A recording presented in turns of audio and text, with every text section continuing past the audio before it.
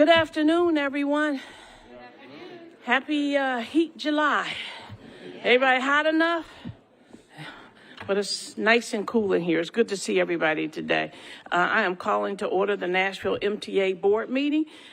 First on our agenda is our roll call, and Ron Thompson, our vice chair. Present. Jessica Dalpin. Present. And Jeff Haynes. Present. Thank you very much. Next on our agenda is the approval of the June 26, 2025 MTA board minutes. Move to approve. There's a motion to approve. Is there a second? Second. There's a motion and a second. Any discussion, additions, or deletions?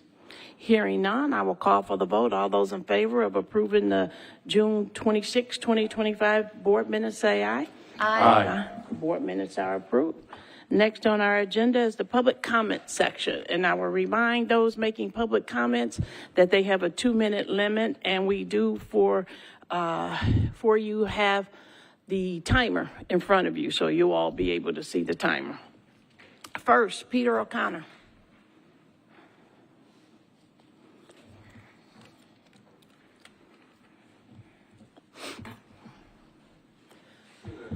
Buddy? Good afternoon. Okay. One, I need to mention that I've been in touch with WeGo over some bus shelters at the location where I live at nowadays on Lebanon Pike, right by the water department. And I'm told that there's pipes underneath the ground where they can't put a shelter. And yet there's one of those big steel poles there with some sort of lights on them. And where I live at, there's a building right there, senior apartments. And there's some of the elderlies that use the bus system. So when they come out there, there's no place for some of them to sit. And so I really need to be able to speak with somebody about that. And very importantly, this past Saturday on the 19th, as I was downtown, I was at the bus stop for 4th Avenue South and Demonbreun, right by the Hilton Hotel. And I was there from about 5 after 11 to about 12:35, waiting for the number 6. Several 52s and several 55s went by, but no 6. Never showed up. I was forced to have to spend $45 for a cab to go home. I'm going to be looking for somebody to reimburse me on that, because I had no choice in the matter. If I didn't spend it, I wasn't going to get home.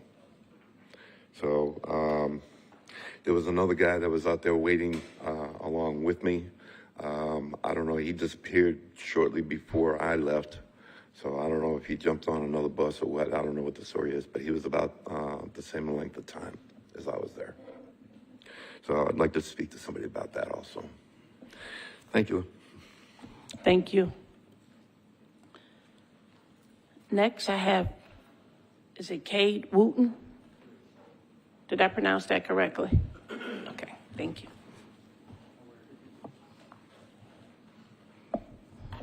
Hey, good afternoon, y'all. I'm Cade. I'm from Stand Up Nashville.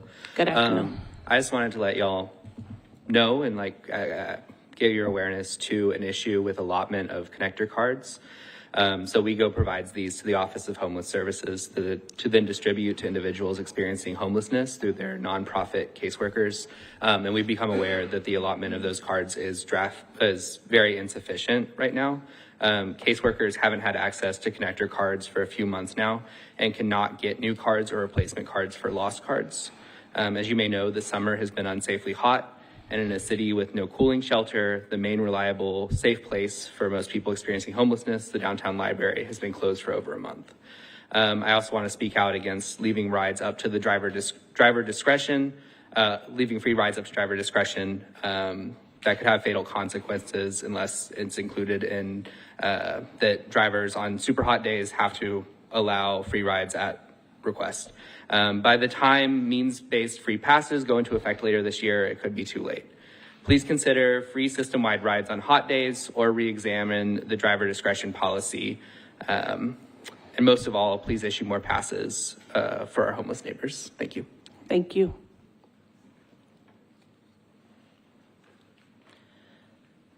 Next is Darius Knight.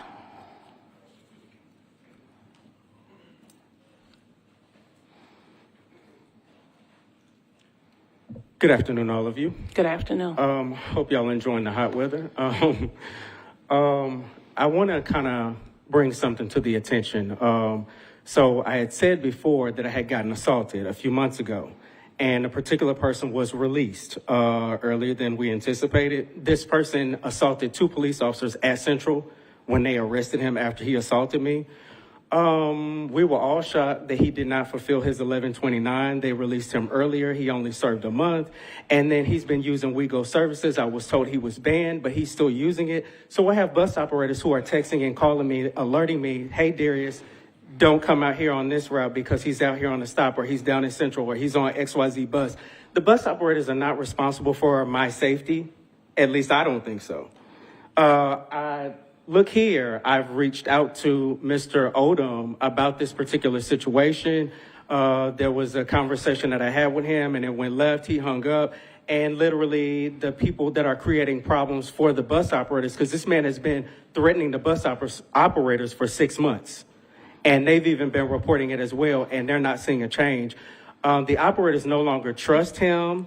The supervision doesn't trust him. I no longer trust him. I don't think he's a bad person. I think he's overwhelmed with everything that is going on. I think that maybe the safety department needs more help because he can't do everything by himself. And I'm just going to say that. But ultimately, at the end of the day, what transpired last night, I want to make sure that all of y'all staff is safe and the customers are safe. I don't know if y'all have seen the videos of that, but a lot of y'all's customers went live last night when that incident occurred where the man shot himself. But there was also a fight upstairs as well. So if we can just make sure that the security company that we have is making sure that they have the people that they need, because we can't afford to lose any bus operators. I met one today that was in training a month ago, and she's already quit to go to Gray Line. Thank you. Thank you. Santana Lovin.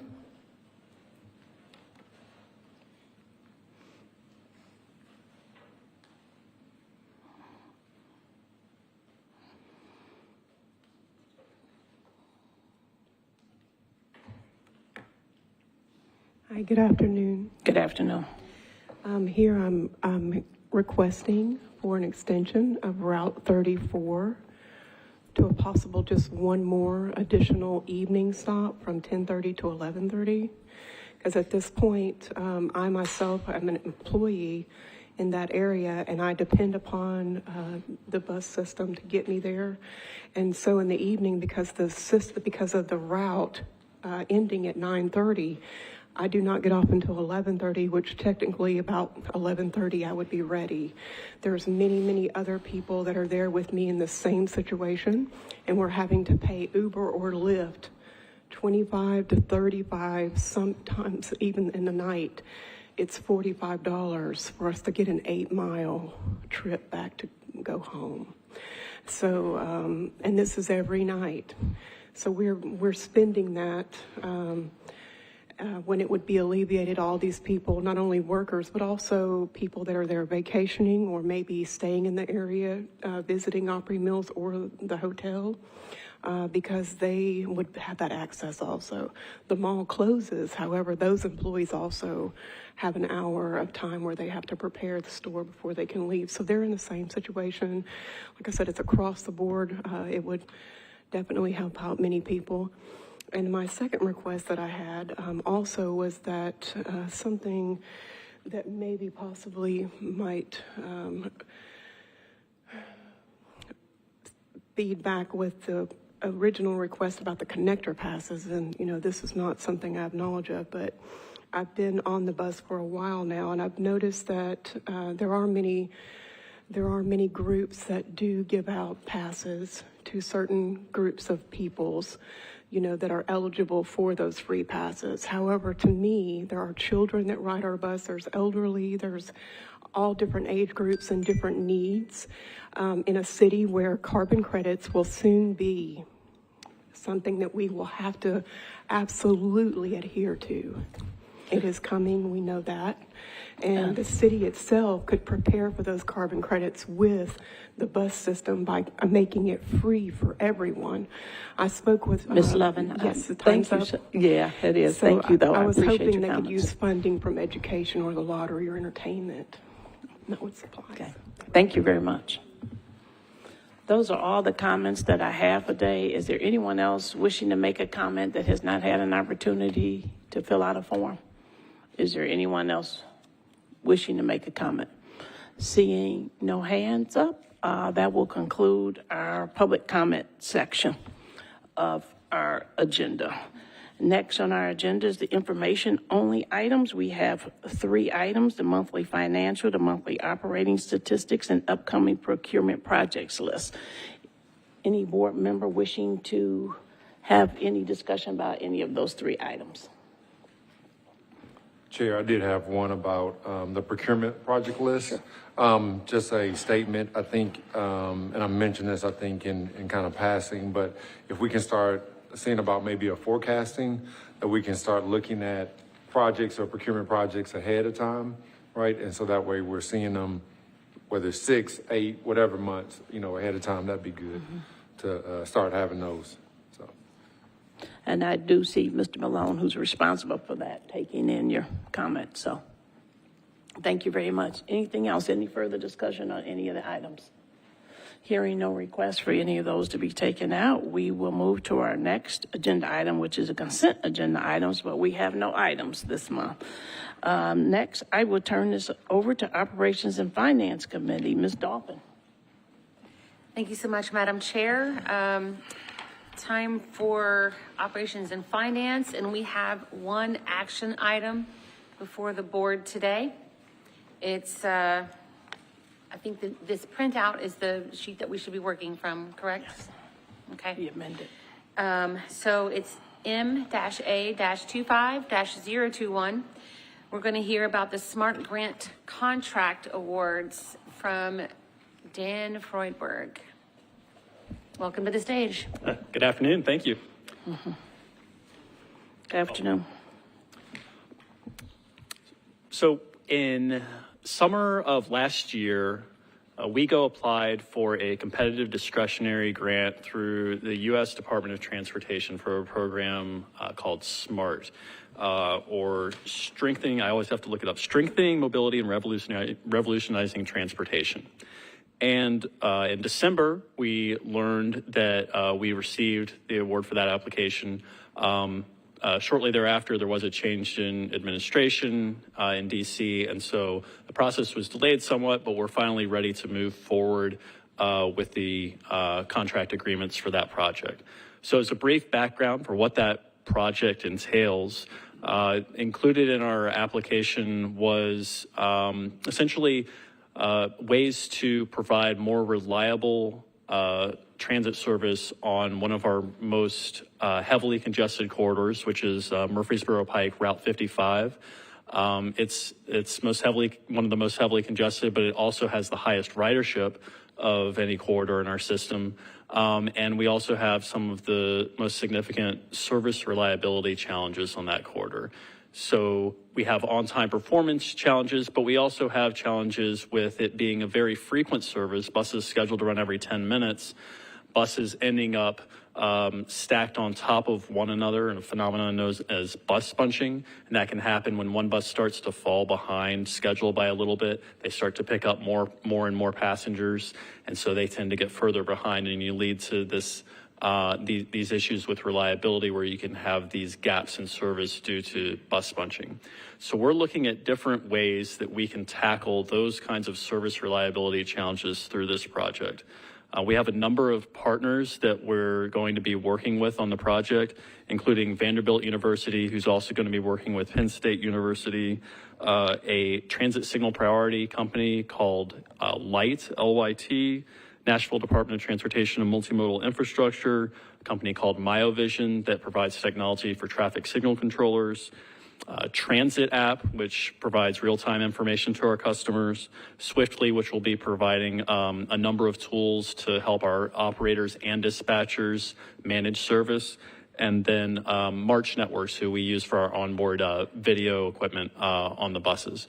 And all of these partners are going to be working together to develop technologies and strategies that we can use to improve service reliability in real time on that corridor. Some of the things we're going to be doing include providing real-time views to our dispatchers as well as our bus operators on board the bus about vehicle spacing. So for example, a bus operator can see how far ahead or behind they are from the vehicle in front of them, in addition to just seeing their schedule information. We'll also have that same information be available for our dispatchers. And then we'll have, we're going to be building processes around those tools where our dispatchers will take use active intervention strategies to maintain service reliability by sending instructions to drivers to reposition them to better deliver the service. We'll also have technology running in the background, such as transit signal priority, where we're planning to prioritize buses that are falling behind relative to their spacing as opposed to just schedule adherence. And so that will allow us to essentially provide more green time to those buses that would otherwise be falling further and further behind as they're picking up more passengers. Also be working with Nashville DOT to implement something called traffic adaptive signal control, where the signal system, instead of just running on a set schedule, will actually adapt to traffic conditions as they exist that day using sensors that have already been deployed along that corridor. And there's a few other interesting things that we're going to be doing there to improve, for example, the reliability of customer information. So as we're making these adjustments, that's where our partnership with Transit App comes in to make sure that the information that we're providing to our customers regarding vehicle ETAs to stops is still accurate. So out of all of those partners, we have three that our contract values would require board authorization for. Vanderbilt University with Penn State as a subcontractor, Light for transit signal priority, and actually that's doing business as the company name is Sine Waves. And then we have Metro Nashville Department of Transportation and Multimodal Infrastructure, who is planning to contract with the partner MyoVision that I mentioned earlier for traffic adaptive signal control. With Vanderbilt, we are also looking at, in addition to this specific project, establishing a longer-term contract with Vanderbilt University that will enable us to do similar projects in the future. It could be at this scale, could be at a smaller scale. They include things like data analysis and software development. We have a number of examples of successful projects where we've partnered with them in the past, and that'll allow for that process to be easier moving forward. So with that, I'll outline exactly what we're looking for through this action item today. Staff recommend the MTA Board of Directors authorize the MTA CEO to execute agreements with funding available through the SMART grant, as well as federal, state, and local sources with Vanderbilt University, again for two contracts, one for $766,533 for 24 months for the SMART project, and another for a not to exceed value of $1,735,380 for a 5-year term for additional services. Then with Sine Waves doing business as Light, a contract value of $417,720 for 24 months, and that's for transit signal priority services. And then with the Metro Nashville Department of Transportation and Multimodal Infrastructure, contract value is $744,896, again for 24 months for the SMART grant, specifically for their efforts focused on traffic adaptive signal control. And those those numbers are inclusive of a 20% contingency for the project, and that contingency is also accounted for in the overall SMART project budget. With that, I'm happy to take any questions. Thank you so much, Dan Freudberg. Anybody have questions for Dan? Aron? I do. Thank you, Dan, for the presentation, by the way. With the the Vanderbilt work and all of the software analysis and everything like that, does any of that pair with our new software system that we're buying? Which software system are you referencing? I'm sorry. To go off from memory, but yes, thank you. Yeah, it could have an overlap.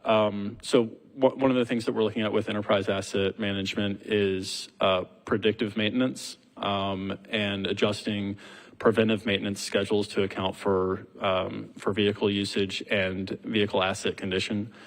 And one of the areas of expertise that Vanderbilt brings is with artificial intelligence and machine learning. So we might have an opportunity there to partner with them on being able to do things like look at our vehicle maintenance over time and be able to identify when failures are likely to occur. So is there a way to capture that data with using Vanderbilt, or these would be two totally separate data capture entities? No, so we'll have a separate, the enterprise asset management system will have its own database, but we can merge that data together with the information that's going to be captured into this project. I don't know that there's necessarily a significant overlap between the goals associated with the SMART grant project and the things we'll be trying to do with the AAM, but there's no reason why the information couldn't be shared across the two initiatives. Thank you. Any further questions? Oh, go ahead. I'm sorry, I had one more. And then the 5-year contract for Vanderbilt, is that total included in the SMART grant, or is that totally separate? That's separate. So the total award to Vanderbilt would be for $2.5 million, and then the SMART grant portion of that would be $766,500, and then the remainder would be for these additional efforts to be determined on a task basis. Very often what we see with Vanderbilt is they go out independently and they'll look for transportation research, sort of out of like National Science Foundation, those types of sources, and then we're able to leverage, our DOT type resources with what they're doing on the research side, and come up with some pretty fun stuff that Dan works on. Okay, thank you, Oran. Anyone else? I am curious now that you brought that up. Why add that to this request? We were actually looking at trying to do a single agreement that would include this program as well as these additional services through Vanderbilt University. We saw this as an opportunity because we were going through this process with them and working out terms and conditions to do a single contract and have this be the first task within that contract. But what we found working through negotiations with Vanderbilt is that that was going to be a longer process than we were comfortable with for the timeline for the SMART grant project. So we're splitting those into two separate contracts so we can get started on the SMART grant piece of this.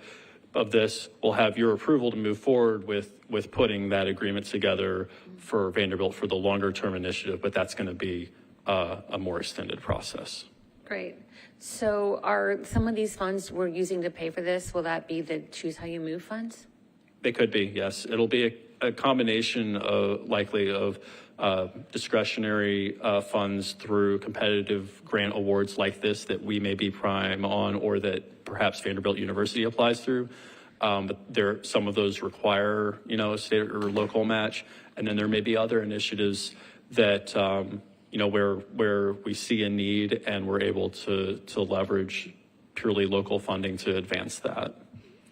Great. Well, a lot of these projects will pop up through the capital planning process. Brilliant. Thank you.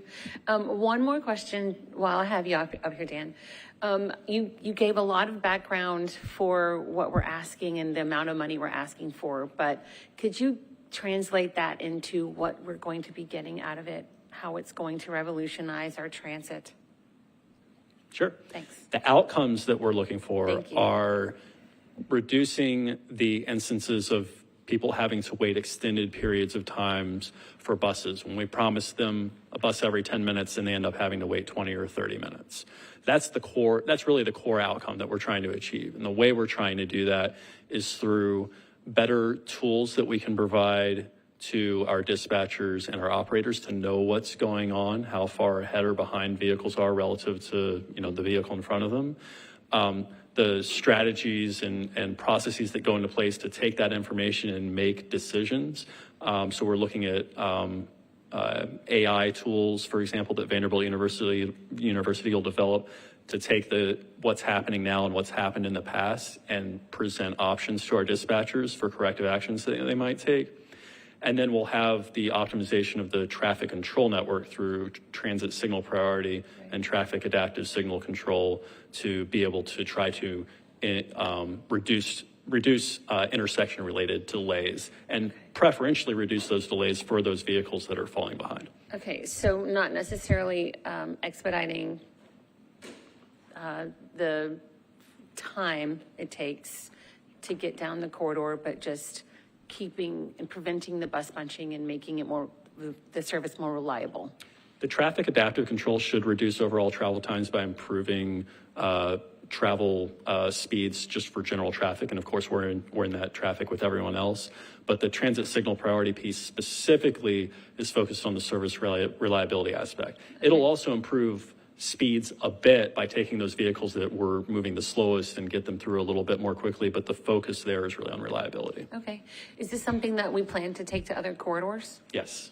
Okay. Yeah, this is our test bed. This is what is referred to as a stage 1 grant through SMART. There's also a stage 2 that can be applied for depending on what we find, where we take the lessons learned here and apply for essentially a scaled up version. In fact, the Nashville DOT actually successfully, they applied for and got a stage 2 grant for a project they previously did in North Nashville using laser detection technology to track the LiDAR. pedestrian movements. Yep.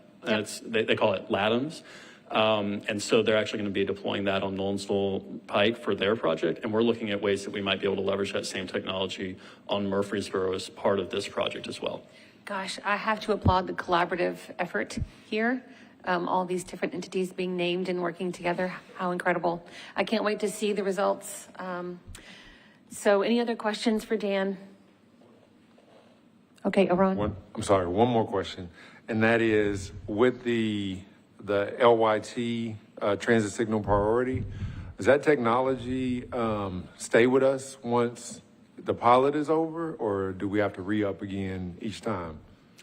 The contract that we're using would allow us to extend that agreement with, assuming the funding is available and we're comfortable with what's happened. What we're asking for right now is just for the 12-month pilot period to evaluate that technology. But I will say through a different competitive grant that Nashville DOT got through FHWA, we're actually we're in early testing for that same transit signal priority technology through LIT Light on the Charlotte Pike corridor. And hopefully we'll have some good data to be able to build off of from that project to inform how we deploy that technology here. I was just asking because if the technology stays with the buses, and we could always look at, re-upping and doing it again. So just, keeping that in mind, I guess, down the road, right? Okay. I'll just add one of the advantages to this approach. It's basically a hardware-less solution. We're using our existing CAT-AVL equipment and feeding that information to a cloud service that's then sending the information to the controllers. So there's nothing that we actually have to physically install. So if we decide to move forward, it makes it a little bit easier. We don't have to go out and retrofit anything. Right. Thank you so much, Dan, for that very thorough report and explanation and background and fielding of all the questions. So really appreciate that. I feel much more informed and excited to learn more about how this SMART grant goes over as stage 1 progresses. So it is my pleasure as the chair of the Operations and Finance Committee to recommend to the board for adoption. Is that how I say that? Yep. So it's your motion. That is my motion. That's right.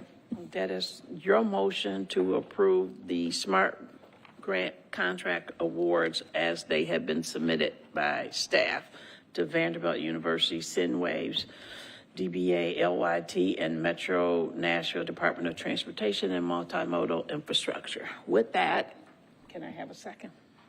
Second. There is a motion and there is a second. Is there any further discussion? Grateful. Did have. Oh, go ahead. Oh, I was just going to say, I would like, at least my opinion, is on the next time we have task-based services, that it would be separated out, and so we're not lumping it all into what is a federal piece versus this one. So. Yeah. Okay.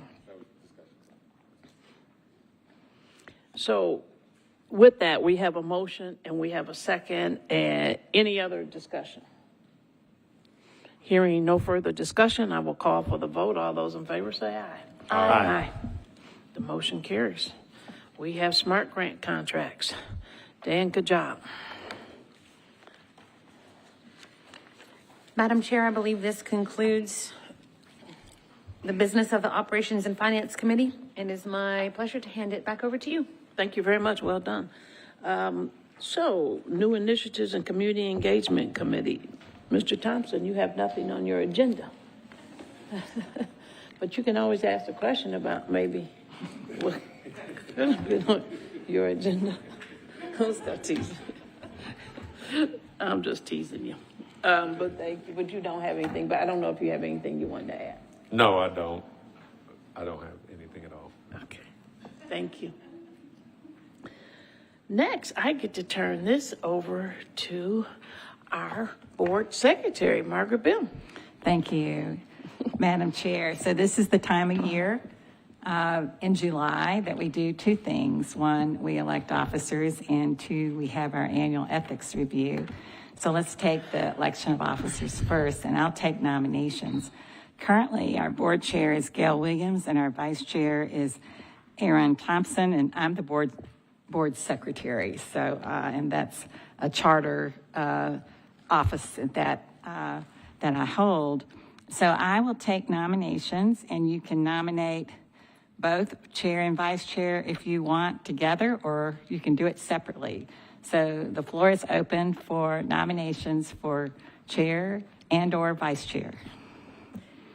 Thank you, Secretary Bem. It is my pleasure to nominate current chair Gail Williams to carry on as chair, and current vice chair Aaron Thompson to move on as chair, vice chair.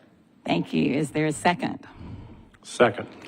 My understanding is both of you are willing to serve. Is that correct? Correct. That is correct. All right. So that is wonderful. So That is correct. ready for the vote? All in favor say aye. Aye. Any opposed? No. So congratulations and thank you to both of you for serving again. Thank you. Thank you very much for the confidence. So I am going to pass out to you all an outline.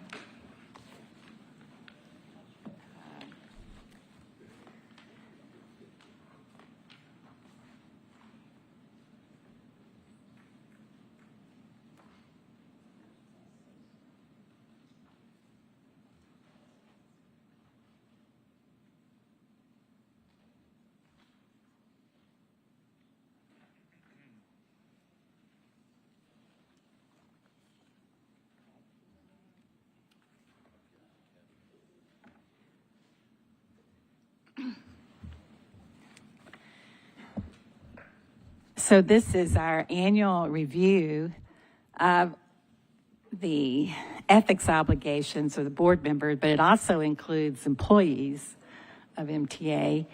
And it also is a discussion about the open meetings law and your obligations under the open meetings law. I want to first mention Marion Ott, a former board member and chair of MTA, that was so instrumental in this being a tradition of the board and making sure that the board hears this and takes seriously its obligation, its ethics obligation, and also the employees too who are listening today and who are here. So thank you, Marion, for giving us this opportunity and for all the service you gave to MTA for so many years. So you can see on the first page here that the goals of this presentation is to tell you what your ethics obligations are, and also, as I said, to discuss the Open Meetings Act.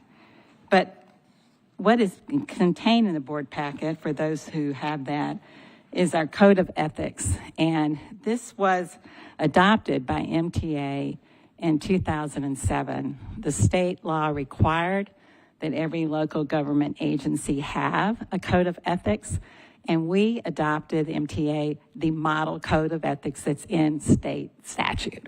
So this is essentially the state statute repurposed for MTA. So you are bound by these codes of ethics, employees are too, and you're also bound by, you'll see Exhibit B, which is the FTA conflict of interest rules and rules about what gifts you can receive in your role. So if you turn now to the second page, what I've done is just, instead of going, and reading to you from there, I've given you just some bullet points about what all this means. So you as board members shall not accept or solicit any gifts that might tend to influence you or might be perceived that it would influence you in the performance of your duties. You can't use MTA property for your own personal purposes, and you can't use non-public MTA information for any gain or gain for any of your family member. And you can't use your position to make private purchases or secure any privilege or exemption with MTA. Now, if you are biased about something or a matter that's about to come before the board, you have a duty of independence. This means you cannot vote based on your self-interest. You can't vote based on bias against or in favor of people you know personally, or based on the interest of you or the contractors with whom your board interacts. You must be impartial and that you act based on the law and evidence presented to you. So if you have a potential conflict, should you recuse yourself? And here I have listed examples where you should and no, you don't have to. So if you are biased based on a personal interest, in other words, you may gain or lose money according to what the vote is from your decision, or you are biased or prejudiced just against a particular person, a party, or a group that appears before you, you're close business partners with someone, or you had a business dispute with someone, as an example, or you just can't fairly or impartially weigh the evidence because you just have a prejudice about the fact issues and what's before you, then you must recuse yourself.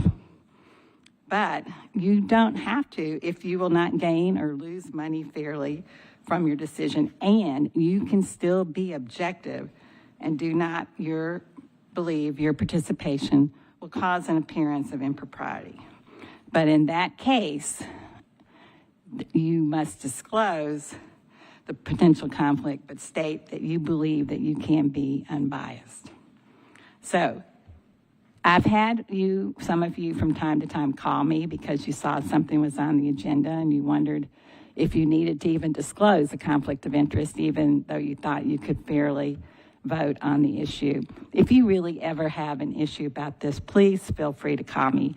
We'll talk it out and we'll be able to figure out what you're going to do, how to do it. So moving forward then on the next page, you see that if there is a procedure in this Code of Ethics for how you file an ethics complaint. So I'm designated as the ethics officer of Nashville MTA. So if there's a written request of an employee or an official and affected by anything that in this chapter, then I don't mean shall, but I may render an oral or advisory opinion about that. Now, I am supposed to investigate any credible complaint against an appointed official or employee charging any violation of this chapter, and that is our ethics code, just our ethics code, all right? And I may ask someone, though, instead to undertake this investigation because I might feel like I'm biased or I know the person too well and that we need an independent person to do that. So I may also ask you to hire someone if I feel like that we should do that, an attorney or accountant or somebody if we need extra help for that. But when there is a complaint of a violation of any provision of this chapter is lodged against a member of this board, then this board shall either determine the complaint has merit or says it doesn't have merit or determine that there is sufficient merit to warrant further investigation. And then you would ask me to do it, or you could also direct another entity or individual as the governing body to determine who does that.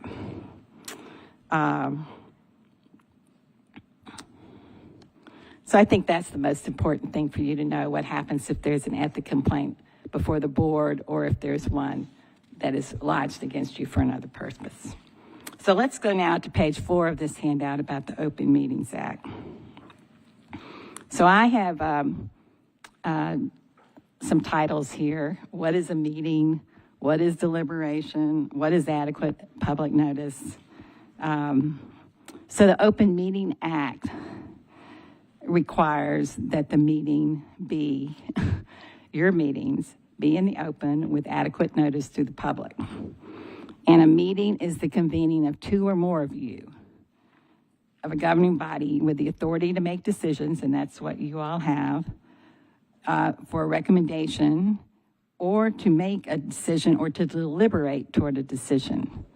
So you are either making decisions or you're deliberating toward a decision, and if 2 or more of you do that, that is a meeting that should be given adequate notice to the public so that the public has an opportunity to hear what you are doing.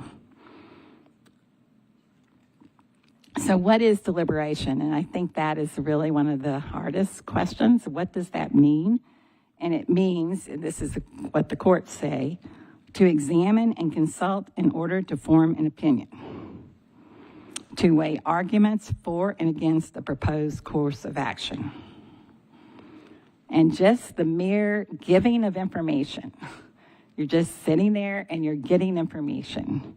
That does not involve deliberation unless it extends to subsequent discussion of positions and attempts to develop a consensus.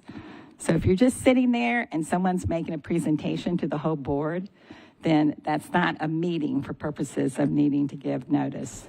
But if there is a substantive discussion and there is an attempt to raise, to reach a consensus, or you're deliberating in that way, then that meeting should have been and will be noticed for discussion. So you all should absolutely avoid the use of electronic communication to talk to each other to make a decision or deliberate towards a decision. That means you don't text each other to deliberate, or you don't email it. Now, you obviously can do that to set up a time to see each other or to talk or do something that does not constitute deliberating towards a meeting, deliberating towards a decision. And it doesn't matter whether you have a Metro email or a non-Metro, non-public governmental email. If you're doing Metro's business, you do not use that electronic device to deliberate or make a decision towards a decision. Any questions about that? I think that's probably the most important one to understand, just because some of these words, like deliberate toward a decision, it's hard to know what that means.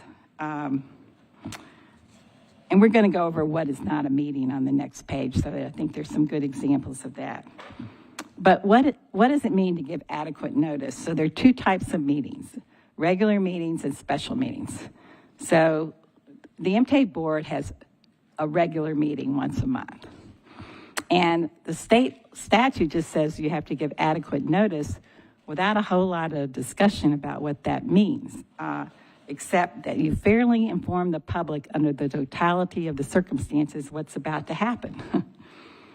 And just recently, there's a statute that passed that said you have to give 48 hours notice, and you have to indicate in more detail what the content of the meeting is, but that doesn't, it applies to local governing bodies, and MTA was not included in the definition of the type of local governing bodies. But it does give you some guidance, as to what maybe that means. But for special meetings, I mean, the courts have told us you have to be pretty specific about giving adequate notice and letting the public know what the content is. And in that next, at the top of page 5, you see there's a 3-pronged test for the type of notice about telling what the purpose of the meeting is, the action that's going to be proposed, making sure they have sufficient advance notice so that they can appear if they want to. So what is not a meeting? Well, an on-site inspection is not a meeting. A chance meeting, informal assemblages are not a meeting. And there's a specific exception if there is some kind of anticipated or pending litigation that you can talk with your attorney about that. But if you want to discuss what to do about what the attorney tells you, you have to go back out in the open and do that. And we no longer can have electronic meetings like we did during COVID, although the state can. But local government bodies like MTA are not included in the state statute that provides for electronic meetings. So our meetings are always in person. And if there's a violation of this Open Meetings Act, the decision is void. It can be intentional or unintentional, but if your decision is made in secret in violation of this act, your decision is void. And then also there's an opportunity to get attorney's fees if the board knew the meeting was subject to the act and willfully refused to comply. So, what I'm telling you, and the next page talks about best practices, you can see that MTA really does an outstanding job of notifying the public what is happening with this board. I mean, on the Friday before a Thursday meeting, plenty of days' notice, there is, just very, very detailed board action items and reports given to this board. Information-only items where the board's really not taking any action, but the public is knowing that. I mean, that doesn't have to be included. And then the consent agenda items, and then, just like today when you saw the insert in there because there was something that was changing, that was an example of the detail in which the MTA board, the staff goes to make sure the public and the board understands and knows what they're voting on. So when you're looking at best practices for staff, really it's hard to say that there's anything that is not being done by the staff to make sure that there's full disclosure to the public about your work in the board. And you do this already. You can tell this by how you interact at the meeting.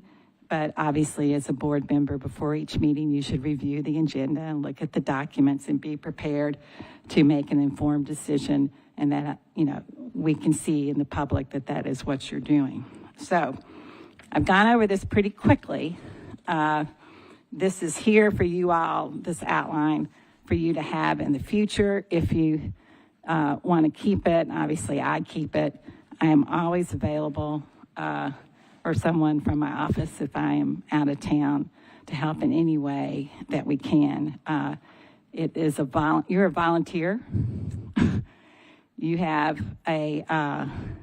spend a lot of time on this board, and a lot of you meet with the CEO. You spend time with the agenda. This is time consuming, and I think I can speak on behalf of the public that we certainly do appreciate all that you all do. And there are a lot of requirements or things that you have to think about to protect the agency and also you as a board. So I just want you to know that we're here to help in any way you can if there's ever any question you might have or concern. Is there anything anybody wants to ask? Aaron. Or anyone else? No? Okay. Well, I'm here whenever you do have a question. Thank you, Margaret, and I appreciate this every year that we go over this because it is a reminder, and it's not just a reminder for us as board members, but it's a reminder for everyone who works here at WeGo as well as the public to know that we do exercise good ethics and that we are trained annually and we do spend the appropriate time to understand. And I appreciate your conversation about how our books are presented to us early and we have the information and we're available. Thank you, Monica, for always getting these books to us timely and having us prepare for these meetings. So I do appreciate that, but thank you so much for doing this. Thank you. Pleasure. And around we tease you only because you do ask very good questions. I know. We look forward to it. With that, thank you very much, and we will move to our next item. Mr. Bland, your CEO report. Thank you, Madam Chair. Good afternoon, members. Just a few things to report. So first of all, through the facilitation of Mayor O'Connell's office, we've met with a number of the social service agencies and social advocacy organizations regarding the low-income free fare program that's included in the Choose How You Move initiative.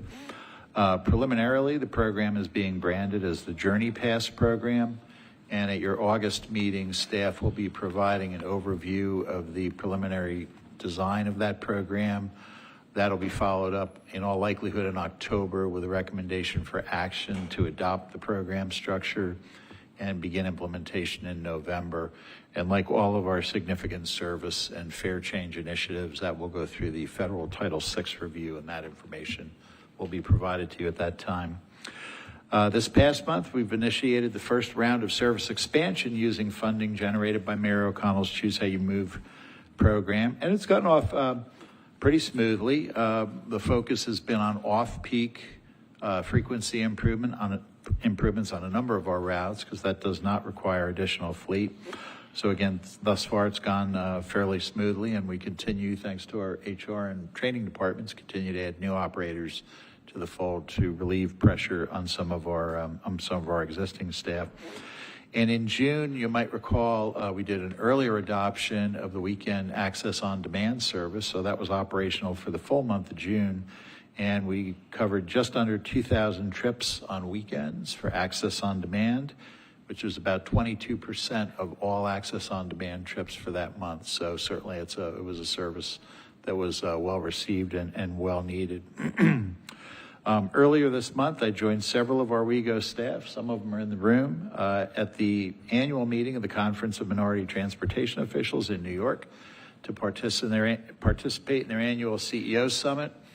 One of the things I personally get out of meeting with my peers in a relatively confidential format is how blessed I am to be with you all, because it's mostly a session where they get to complain about their boards and their local challenges. So I remain remarkably quiet and always feel blessed. But it was nice to join with a number of our folks who attended the full summit. Our Middle Tennessee chapter of COMPTO is chaired by our own Kia Lewis. I think I saw Kia. Yep, she's in the room. She does an incredible job. Every year we give out more scholarships. And Kia and her leadership are well recognized by COMPTO's national leadership. So definitely this chapter is a star in the making. We continue to participate in a number of the interorganizational meetings with various Metro departments on Choose How You Move implementation. During this past month, we were also able to provide an extensive tour of WeGo's facilities, Nestor, Myatt, Central, Dr. Patton, North Nashville Transit Center, to the mayor's new chief program officer, Sabrina Sussman, and several of her staff. Coincidentally and fortunately, it coincided with the graduation of our most recent WeGo Academy class, so Sabrina and her staff got to sit through the graduation of 22 brand new transit bus operators. So again, congratulations and thanks to HR, training and operations for all of the onboarding activities. And that ramp up, our typical classes have been in the 6-7 range, was thanks to additional investments we've made with new trainers, new recruiters, that was made possible through Choose How You Move. On July 9th, we were joined by Mayor O'Connell and Nashville Farmers Market Director Daryl Lane to promote WeGo Market, which is a relatively new partnership between WeGo and the Nashville Farmers Market.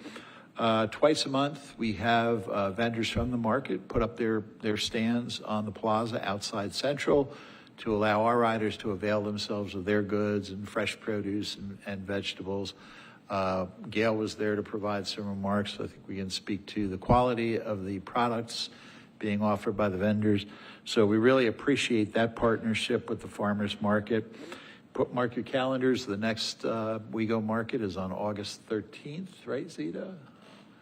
And special thanks to Zita Riggs, our Director of Customer Care and Communications, for her leadership in helping to put that on. This month, I joined Michael Briggs from the Mayor's Office, Diane Alarcon, and Derek Haggerty from NDOT, Tanisha Hall from Fairpoint Planning, on a panel discussion at Tennessee State University for a program called the Mandela Washington Fellows Program. So they had about 30 young professionals from Africa in the United States touring different cities to talk about public policy issues.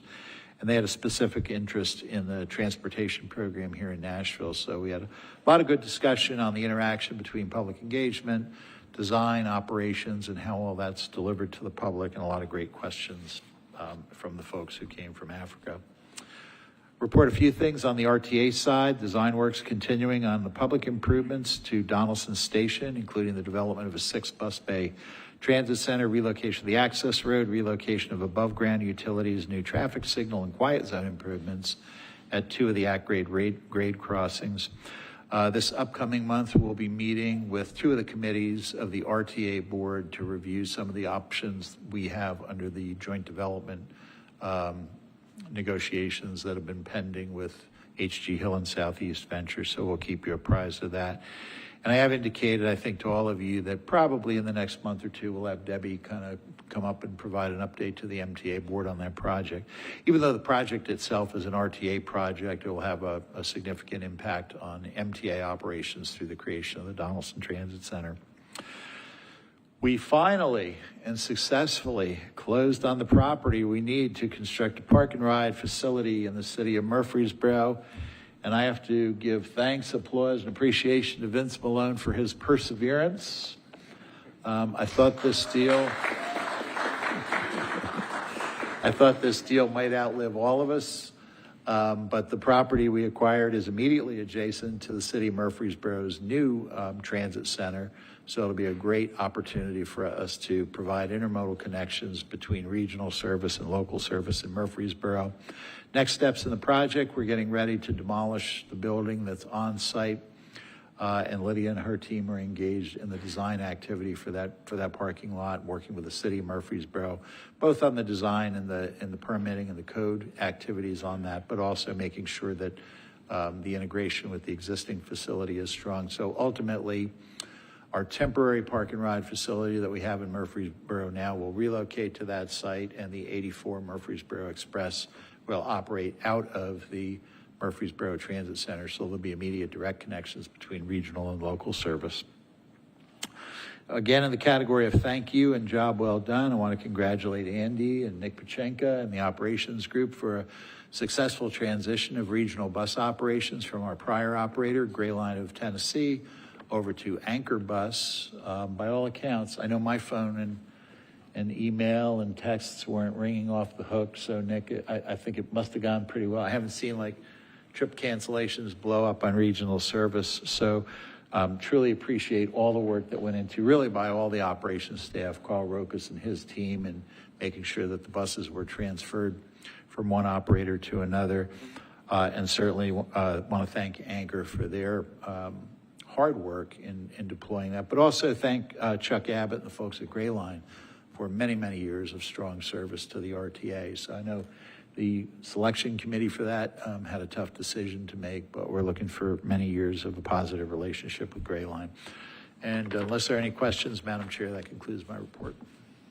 Thank you, Mr. Bland. Any questions for Steve? Iran? You're going in your second year, so we're not going to tease you anymore. It's Jeff's turn next. Jeff, I used to sit over there where you sat. I was away from all of this. Just wait. It's all good. But I just think that that's just what we do. But it's good. That's what makes our board, not that board that everybody else talks about when they go to those conferences that you talk about. That's the difference. So that we are an extremely hardworking board. We certainly are a board that does all we can to understand our role and our responsibilities, and we execute that every fourth Thursday of the month and in between when we are asked to. And I'm grateful to be a part of this, and I'm humbled that you all would vote to allow me to serve in this role for another year. And happy to serve with you as vice chair, and you, Jeff, and you, Jessica, as other board members, and Catherine. So thank you very much for that. Jessica, you mentioned the fact that how much you thought about all this collaboration and how great it was. And I just want to echo that sentiment. The collaboration that we're talking about in this room today is amazing. And we're talking about, we're collaborating with Higher Air, we're collaborating with NDOT, we're collaborating with other organizations. We're collaborating with the farmers market. We're collaborating to make transit to be a major part of this community that everybody benefits from. Our citizens, our agency, and to me, it's just a wonderful moment in time for us. It says a lot about us that we can even start to build those collaborations, and now to see them executed in this way. So I feel very honored and proud of all of the work of everybody in here to have that. I don't know many cities that can talk about they have these many different collaborations that are successful collaborations, and the outcomes will probably exceed all of our expectations. I thank you all for that work, and we'll continue to collaborate, we'll continue to be prepared, and we'll continue to work hard to make certain that Nashvillians and beyond and Middle Tennessee residents get to have the kind of transit that they need and want. So thank you all, and if anyone doesn't have any questions for me, that concludes my report today.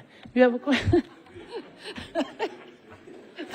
No, I don't have a question. I did want to say I got a chance to attend the APTA conference earlier this week, and so at a later date and time I will do a presentation about some of the stuff that I learned from attending. So that would be great. I know Jessica attended one of those conferences. I think it was APTA, and came back and presented. So we'll make certain that that's on the agenda soon, and we'll ask you a lot of questions about what happened at that conference.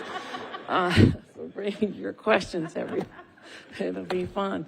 No, but thank you for going, and thank you for representing us. It's such a wonderful place to learn so much. And again, goes back to our preparation and our willingness to give up of our time to make certain we can be the best that we can be for MTA we go. So anything else?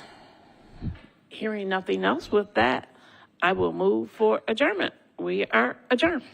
I really didn't let y'all vote on that either.